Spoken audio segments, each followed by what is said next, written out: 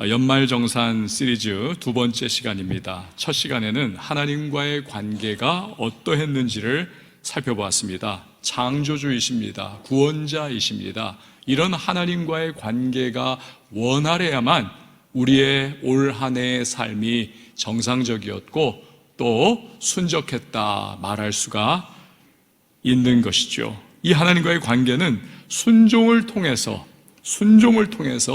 잘 연결된다라고 말씀을 드렸습니다. 또한 순종과 하나님과의 관계를 유지시켜주는 촉매제의 역할을 하는 것이 바로 무엇이다? 예배다라고도 말씀을 드렸습니다. 자, 오늘은 나 자신과의 관계가 어떠했는가 이 부분을 생각을 해보고자 합니다. 미국의 저명한 기독교 상담가 레리 크랩 박사라고 하는 분이 계십니다. 그러니까 이런 말을 했습니다. 구원받고 그리스도인이 되면 그때부터 우리 모두의 삶은 관계로 연결이 된다는 것입니다. 하나님과의 관계, 다른 사람들과의 관계, 그리고 나 자신과의 관계입니다. 중요한 점은 우리가 겪는 대부분의 문제는 바로 이 관계 부분, 그러니까 하나님과의 관계, 또 이웃, 다른 사람들과의 관계, 그리고 나 자신과의 관계, 이 관계에서 비롯된다라는 거지요. 이 박사님의 말처럼 많은 분들이 예수 믿고 교회 다니면서도 나 자신에 대해서 아주 부정적인 자화상을 가지고 있습니다. 원인은 다양할 것입니다. 예를 들어서 큰 실패를 했습니다. 낭패를 보았습니다. 그래서 부정적인 자화상이 탁 들어 차 있는 분들도 계실 거예요. 야, 내가 뭐 할 수 있겠는가? 나 이런 인간이야. 어떤 심각한 죄를 지어서 죄책감과 마귀의 참소가 계속되니까 부정적 자화상이 뿌리 내린 분들도 있을 겁니다. 또 누군가로부터 너무너무 부정적인 말을 들었습니다. 평가를 부정적으로 들었습니다. 그래서 아주 그 부정적 자화상이 뇌리에 꽉 박혀있는 그런 분들도 계실 겁니다. 어찌됐건 부정적 자화상을 갖게 되면 이 끈끈이 풀에 다리가 붙어있는 곤충과 같은 그러한 모양새가 됩니다. 앞으로 나아가 보려고 해도 애를 쓰지만 나아가지를 못하는 것입니다. 거의 제자리예요. 때만 되면 부정적 감정에 휩싸입니다. 괴로워합니다. 주저앉아버립니다. 그러다가 결국 앞으로 나아가고자 하는 시도조차 포기하는 모습을 보입니다.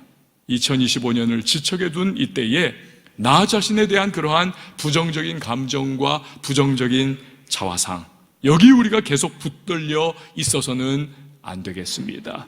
예수님 말씀하셨죠. 새술은 새 부대에 담으라고. 여러분, 우리도 새해를 새 마음으로 시작하실 수 있기를 바랍니다. 자, 그런 점에서 오늘 읽은 본문의 말씀을 우리가 살펴볼 필요가 있습니다. 스바냐서예요. 우리가 잘 펼쳐보지 않는 그러한 성경 중에 하나입니다. 스바냐 선지자가 성령의 영감을 받아 기록을 한 말씀이죠. 그가 활동할 당시에 유다 나라는 온 백성들이 하나님 앞에 범죄하고 우상 숭배에 찌들어 있었습니다. 저들이 하나님의 백성인가 아무리 눈 씻고 찾아봐도 합당한 모습이 없었습니다. 왕부터 백성에 이르기까지 다 그 모양새, 거의 영적 암흑기의 상태다. 스바냐 선지자는 여호와의 진노와 심판을 예언을 합니다. 세 장으로 된 스바냐서 거의 대부분이 그 내용으로 도배가 되어 있어요. 훗날 그 예언들이 그대로 성취되지요. 바벨론의 침공으로 나라가 멸망합니다. 다 불타오르고 죽거나 포로로 끌려갑니다. 그때 죄악을 회개하고 하나님께로 돌이키는 사람들이 생길 겁니다. 이렇게 믿음의 울타리 안에 남는 자들을 일컬어서 남은 자, 영어로 렘넌트라고 합니다. 이 스바냐서 끝부분에 그런데 뜻밖의 내용이 담겨 있습니다. 바로 오늘 본문의 말씀이에요. 16절 말씀 우리 같이 한번 읽어보겠습니다. 시작. 그날에 사람이 예루살렘에 이르기를 두려워하지 말라. 시온아 내 손을 늘어뜨리지 말라. 아멘. 여기서 예루살렘 또 시온, 이건요 유다 나라, 특별히 남은 자들을 가리킵니다. 그런데 조금 전까지 내내 불타오르는 진노와 심판을 선포하시던 하나님께서 이제는 두려워하지 말아라, 또 희망부재가 되어버려가지고 어깨가 쭉 늘어진 채 팔도 축 늘어뜨려져 있는 아무런 힘을 찾을 수 없는 그들에게 하나님께서 다시 힘을 내어라, 용기를 북돋아 주시는 겁니다. 자, 대체 이 반전의 이유가 과연 무엇일까요? 그 해답이 17절 상반절에 나옵니다. 우리 함께요, 시작. 너의 하나님 여호와가 너의 가운데 계시니 그는 구원을 베푸실 전능자이시라. 아멘. 유다의 남은 자들은 과거 자신들이 저지른 우상숭배와 죄악, 그로 인해 망해버린 나라, 자기들 앞에 펼쳐진 암울한 상황으로 인해서 지금 참담한 좌절에 빠져 있습니다. 우리는 심판받은 존재들이야, 무슨 희망이 있겠어, 앞으로도 잘 될 리가 없지, 이런 부정적인 자화상과 낭패의식, 절망감에 깊이 그들은 사로잡혀 있는 겁니다. 그런데 하나님께서는 절대로 그렇지 않다는 것입니다. 다른 어떤 이유가 아니에요. 어떤 조건이나 환경 때문이 아닙니다. 유다의 남은 자들이 용기를 가지고 힘을 낼 수 있는 이유는 오직 하나, 바로 하나님께서 그들과 함께 하시기 때문이라는 것입니다. 그렇습니다. 천지만물 창조하신 하나님, 온 우주를 지금도 통치하고 다스리시는 하나님, 긍휼과 자비가 무한하신 하나님, 은혜 베푸시는 하나님, 이 하나님이 그들을 버리지 아니하시고 그들과 함께해 주시기 때문에 두려워하지 말아라, 용기를 내라, 힘을 내라 말씀하고 계시는 것입니다. 할렐루야. 여러분, 하나님이 함께 하실 때 두려움을 이기고 용기가 솟아나는 것을 확실하게 체험한 분이 있습니다. 다윗입니다. 온 이스라엘이 왕부터 네로라 하는 장수와 밑으로는 군졸에 이르기까지 그 거대한 몸짓의 골리앗 앞에서 두려워 도망치기 바쁩니다. 그때 소년 다윗이 홀로 맞서지요. 그가 외친 말, 사무엘상 17장 45절. 다윗이 블레셋 사람에게 이르되 너는 칼과 창과 단창으로 내게 나오거니와 함께요, 나는 만군의 여호와의 이름 곧 내가 모욕하는 이스라엘 군대의 하나님의 이름으로 내게 나아가노라. 아멘. 제 아무리 3m 넘는 거인이고 갑옷으로 온몸 감싸고 완전 무장을 했다고 할지라도 전능하신 하나님 함께 하시니 나는 승리할 거야, 이걸 외치고 있는 것입니다. 다윗이. 그뿐 아니죠. 언제는 다윗밖에 없다고 자기 억울함과 자기의 핍절함과 유다 땅에서 살아갈 수 없는 자기의 형편을 그냥 다윗을 의탁하여서 모여든 그 수백 명의 사람들, 아둘람굴을 전전하며 다윗이 우리의 참된 리더요, 다윗이야말로 진정 우리가 의지할 수 있는 유일한 사람이라고 그렇게 또 받들었던 부하들이 아닙니까? 그런데 아말렉 족속이 급습해가지고 자기들의 처자식들을 다 사로잡아 갔습니다. 극심한 슬픔에 그들이 정신이 나가버렸어요. 이게 다 다윗 때문이다. 손에 그냥 돌들을 잡아들고 다윗을 때려 죽이겠다는 것입니다. 이런 기막힌 상황에서 다윗은 두려움에 사로잡히지 않습니다. 그들을 독려합니다. 군대를 다시 결성합니다.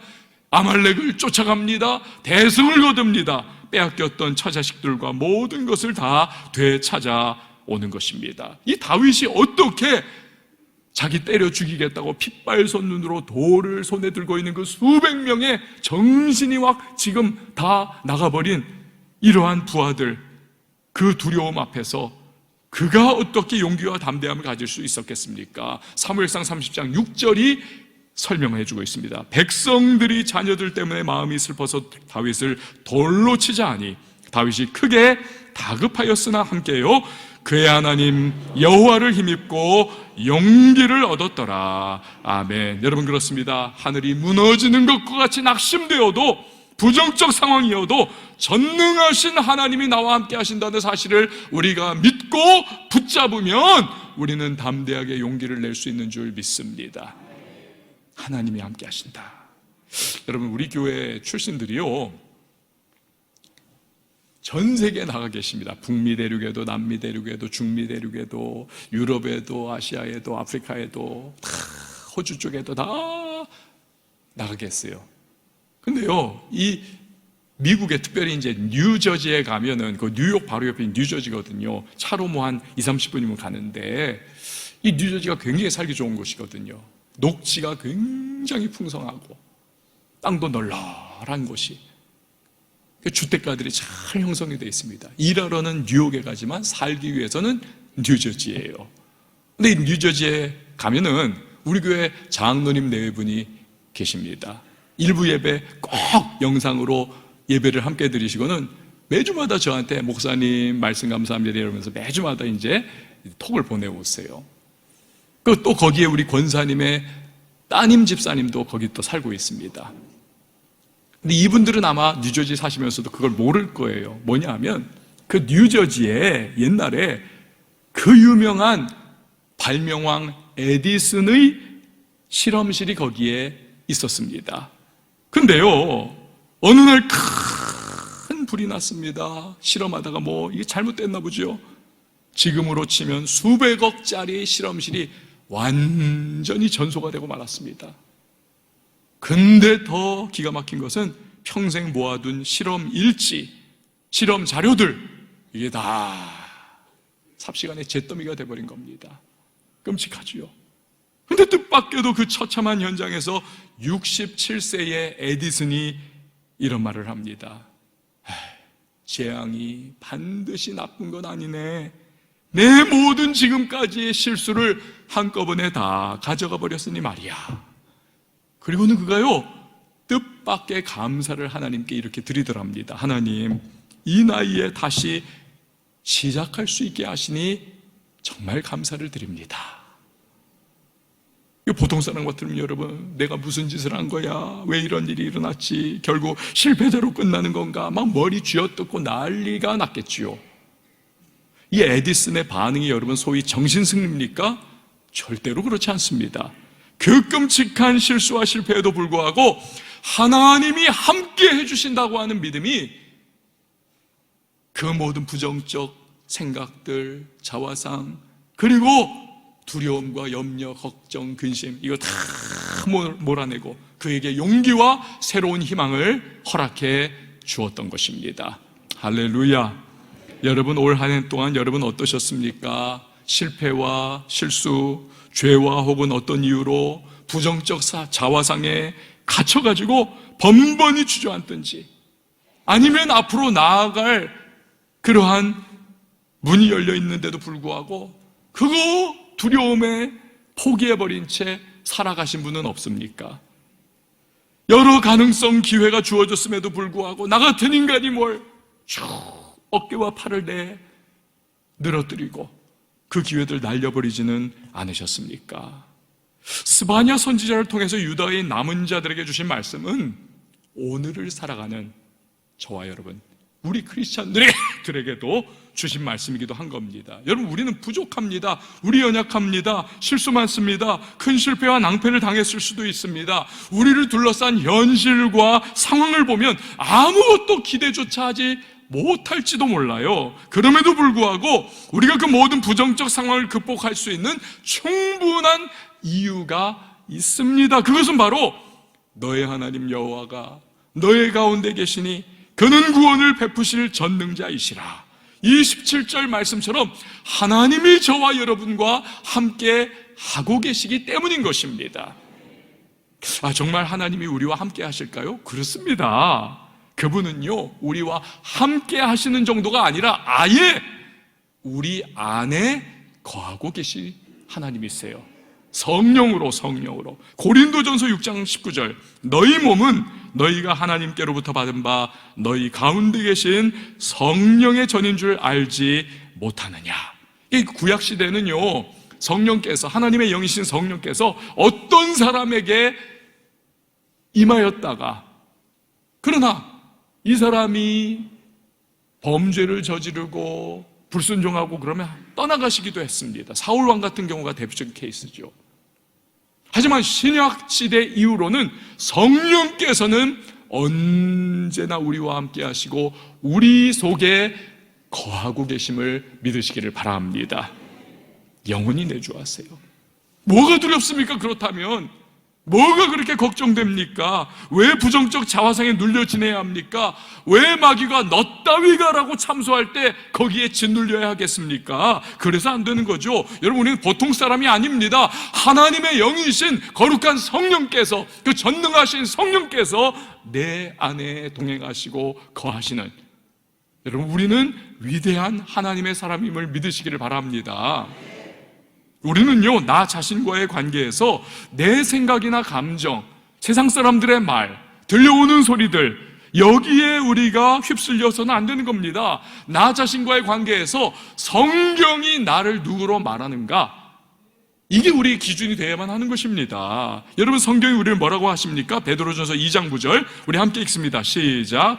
그러나 너희는 택하신 족속이요 왕같은 제사장들이요 거룩한 나라요 그의 소유가 된 백성이니. 아멘. 택하신 족속, 왕같은 제사장, 거룩한 나라, 하나님의 소유된 백성. 여러분, 이거 듣기만 해도 영광스러운 그러한 존재, 이게 나구나, 그 생각 안 드십니까? 평소에는요, 그냥 별 볼 일 없는 한 마리의 새인 줄 알았어요. 그런데 이 뒤뚱거리면서 걸어가던 새가 갑자기 이러더니 날개를 쫙 펴는데 화려한 공작새더라는 겁니다. 공작새. 그 자태가 너무 아름다운 거잖아요. 하나님이 바라보실 때 우리가 그런 겁니다. 세상 사람은 우리의 뒤뚱거리는 모습, 우리의 별 볼 일 없어 보이는 모습, 그것을 초점 맞추지만 하나님은 우리의 공작새와 같은 모습, 세상은 바라보지 못하는 하나님만 바라보시는 그 영광스러운 택하신 족속이요 왕같은 제사장이요 거룩한 나라요 하나님의 소유된 백성. 여러분, 이렇게 우리를 규정지으시고 우리를 그렇게 바라보시는 줄 믿으시기를 바랍니다. 이게 우리의 실상이에요. 우리를 택하신 족속, 왕같은 제사장, 거룩한 나라, 하나님의 소유된 백성이라고 설명해 준 분이 베드로 아닙니까? 이 베드로 사도야말로 가장 비춰냈을 때 예수님이 가장 영광스러운 자화상을 갖게 해준, 체험하지 않습니까? 그는 원래 어부였습니다. 그는 단순 무식한 사람이었습니다. 근데 감히 예수님의 제자로 부름을 받았어요. 어느 날 예수님이 제자들에게 묻습니다. 사람들이 나를 누구로 아느냐? 사람들이 엘리야라고 합니다. 세례 요한 죽었다가 살아났다고 합니다. 이런저런 이야기들을 합니다. 그러면 너희는 나를 누구라고 하느냐? 그때 이 베드로가 툭 튀어나와가지고 예수님께 대답하죠. 주는 그리스도시요 살아계신 하나님의 아들이십니다. 이 소리에 예수님께서 너무너무 기뻐하시면서 베드로에게 평생의 자화상이 될 말씀을 주십니다. 마태복음 16장 18절 말씀 우리 함께 봅니다. 시작.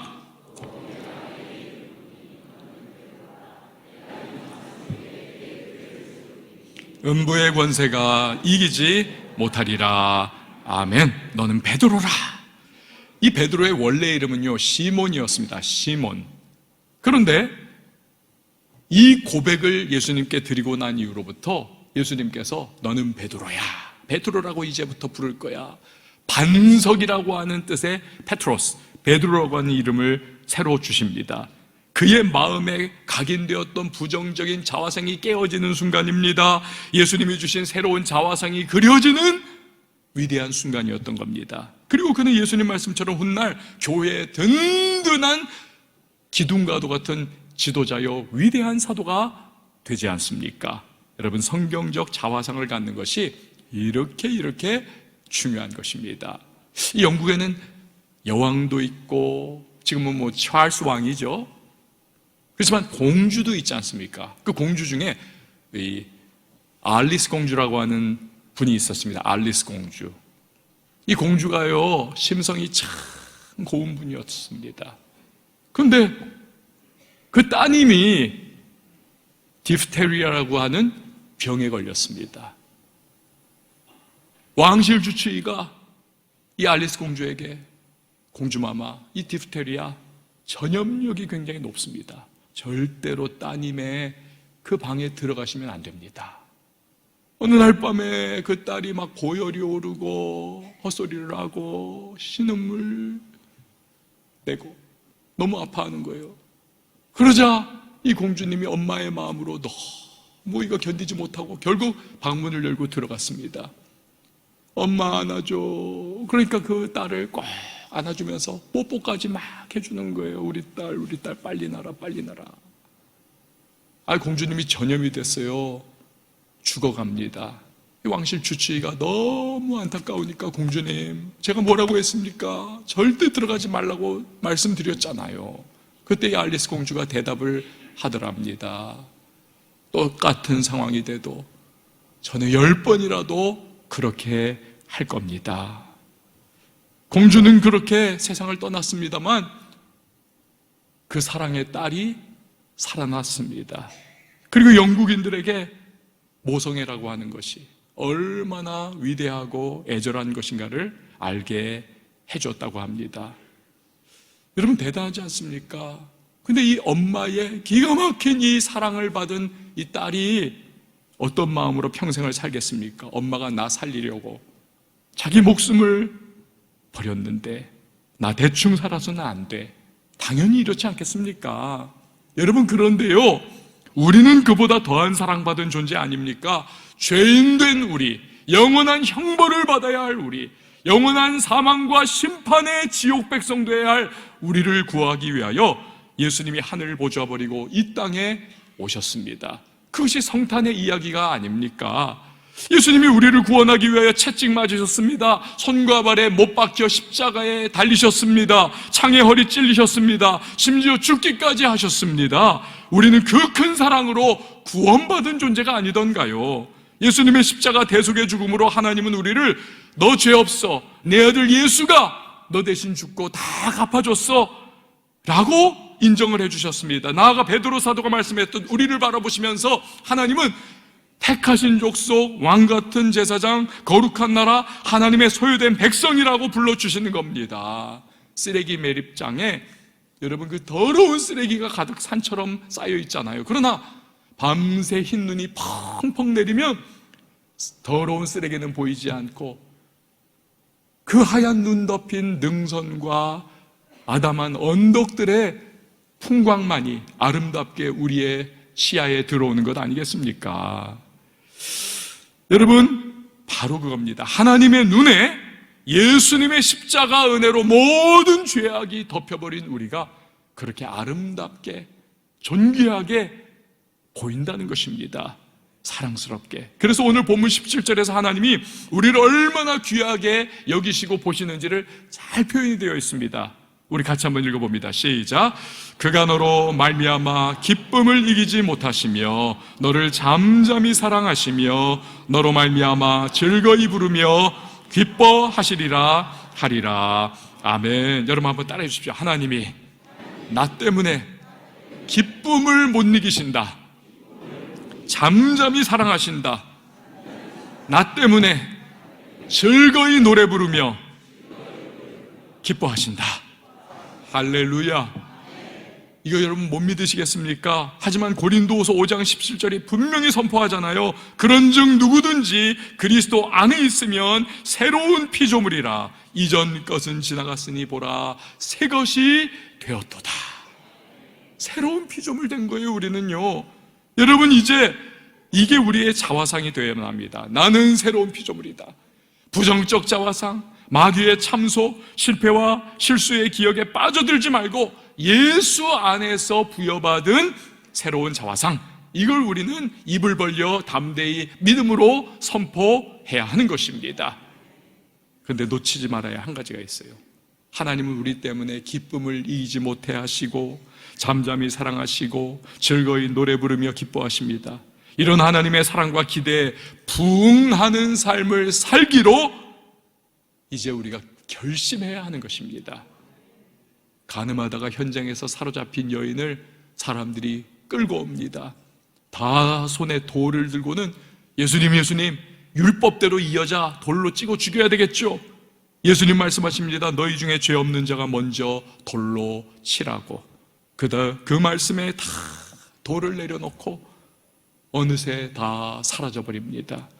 수치심과 두려움, 죄책감에 몸을 떠는 여인에게 예수님이 말씀하시죠. 나도 너를 정죄하지 않는다. 근데 거기서 끝이 아니에요. 예수님이 말씀을 덧붙이십니다. 가서 다시는 그 죄 범하지 말아라. 그 여인에게 새로운 삶으로 나아갈 것을 결단하라고 주님이 촉구하고 계시는 것입니다. 사랑하는 여러분, 우리는 그 크신 하나님의 사랑을 받은 자들입니다. 높고 높은 별을 넘어 낮고 낮은 이 땅에 오신 예수님, 그 예수님의 은혜를 입은 자들이 저와 여러분인 것입니다. 하나님은 우리 때문에 기뻐하시고 우리 때문에 즐거이 노래를 부르십니다. 그렇다면 올 한 해 비록 실수하고 실패했다 하더라도, 또 죄짓고 쓰러졌다 하더라도 다시 일어나야 하지 않겠습니까? 부정적인 자화상에 사로잡혀 하나님 주시는 기회와 가능성을 포기해서는 안 되지 않습니까? 마귀의 참소에 주저앉아 버려서는 안 되지 않겠습니까?